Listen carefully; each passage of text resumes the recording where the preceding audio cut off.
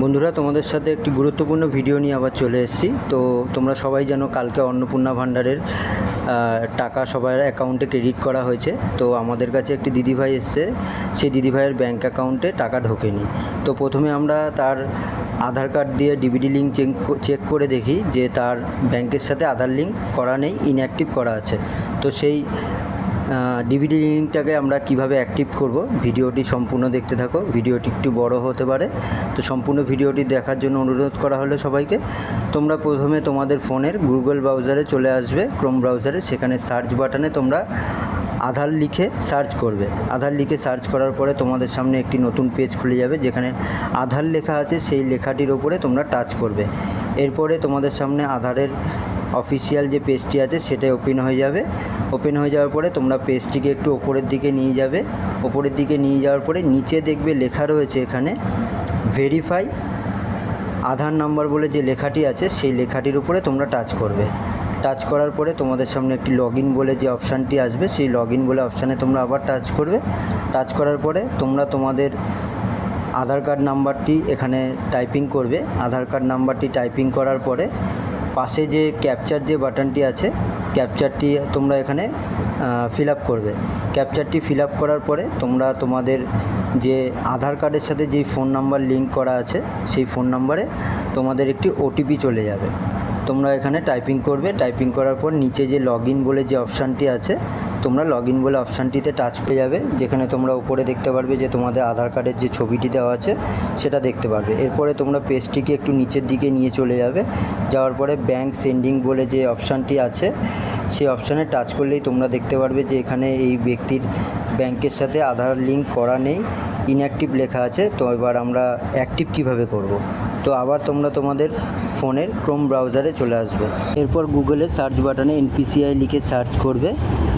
Search করার পর একটি নতুন পেজ খুলে যাবে। এরপর নিচে দেখবে যে এনপিসিআই যে লেখাটি আছে সেই লেখাটির উপরে টাচ করবে। টাচ করার পর আবার একটি নতুন পেজ খুলে যাবে। তো উপরে যে যে ডটটি লেখা আছে সেই 3 ডটে তোমরা টাচ করবে। টাচ করার পরে এখানে দেখছো কাস্টমার লেখা যে অপশানটি আছে সেটার মধ্যে টাচ করার পরে ভারত সেন্ডিং আধার বলে যে লেখাটি আছে সেই লেখাটির উপরে তোমরা টাচ করবে। টাচ করার পর এরকম একটা পেজ খুলে যাবে।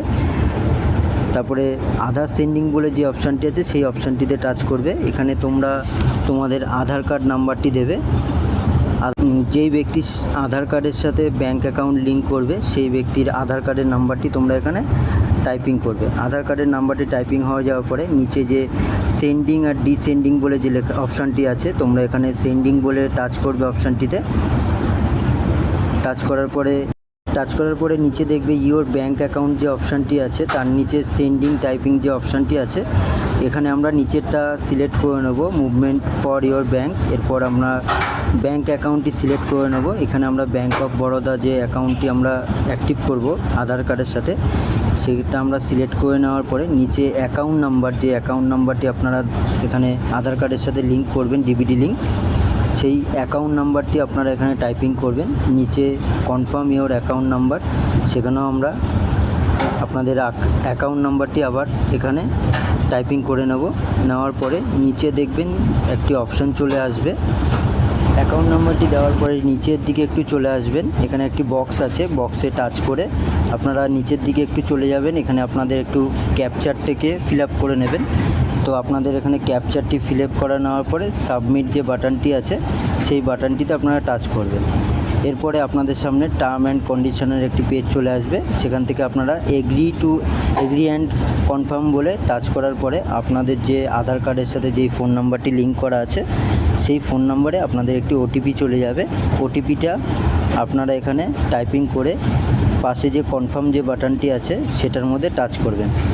টাচ করার পরে আপনাদের সামনে আবার একটি নতুন পেজ খুলে যাবে। এখানে কনফার্ম বাটনে আপনারা টাচ করবেন। কনফার্ম বাটনে টাচ করার পরে এখানে আধার সেন্ডিং পেন্ডিং স্ট্যাটাস দেখাবে। এটি পূরণ হয়ে গেলে আপনাদের দেখবেন স্ট্যাটাস সাকসেস দেখাবে এবং আপনারা আপনাদের আধার কার্ডের সাথে যে লিঙ্ক করেছেন সেটাও আপনারা দেখতে পারবেন। এরপরে আপনারা পুনরায় আপনাদের যে আধার যে অপশানটি খোলা আছে সেটাতে আপনারা চলে আসবেন।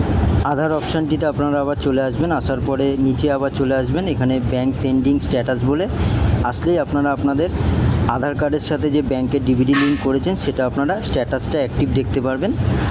তোমরাও তাড়াতাড়ি চেক করে নাও যে তোমাদের আধার কার্ডের সাথে ব্যাংকের ডিবিটি লিঙ্ক করা আছে কি না। তো ভিডিওটি ভালো লাগলে অবশ্যই লাইক, কমেন্ট আর বন্ধুদের সাথে শেয়ার করে দেবেন।